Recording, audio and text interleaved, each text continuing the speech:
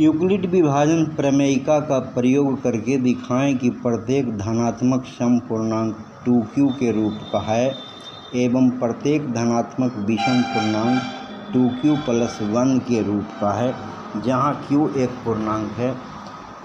यहाँ हम a बराबर कोई धनात्मक पूर्णांक मानते हैं। ऐसा इसलिए कि धनात्मक सम पूर्णांक और धनात्मक विषम पूर्णांक सवाल में दिया गया है। अगर हम धनात्मक पूर्णांक मानते हैं तो सम और विषम उसके अंतर्गत दोनों आया। अब b बराबर हम 2 मानते हैं, क्योंकि सवाल में 2q और 2q + 1 के रूप का दिया गया है, इसलिए b बराबर हम 2 मानते हैं।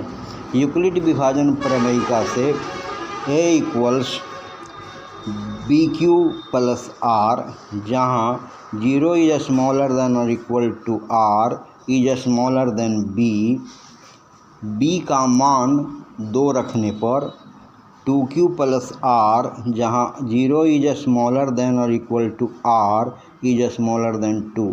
इसका मतलब हुआ कि r का मान 0 के बराबर तो है लेकिन 2 से छोटा है। यहाँ r का संभावित मान 0 और 1 हुआ। जब r = 0 रखते हैं तो a = 2q + 0 बराबर 2q।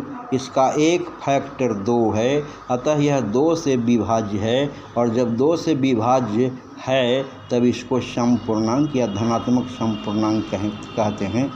जब r का मान 1 रखते हैं तो a बराबर 2q + 1, इसका कोई फैक्टर 2 नहीं है, मतलब ये 2 से विभाज्य नहीं है, और जब 2 से विभाज्य नहीं है तो ये विषम पूर्णांक हुआ। इस प्रकार स्पष्ट हुआ कि प्रत्येक धनात्मक सम पूर्णांक 2q के रूप का होता है और प्रत्येक धनात्मक विषम पूर्णांक 2q + 1 के रूप का होता है। धन्यवाद। Thank you very much.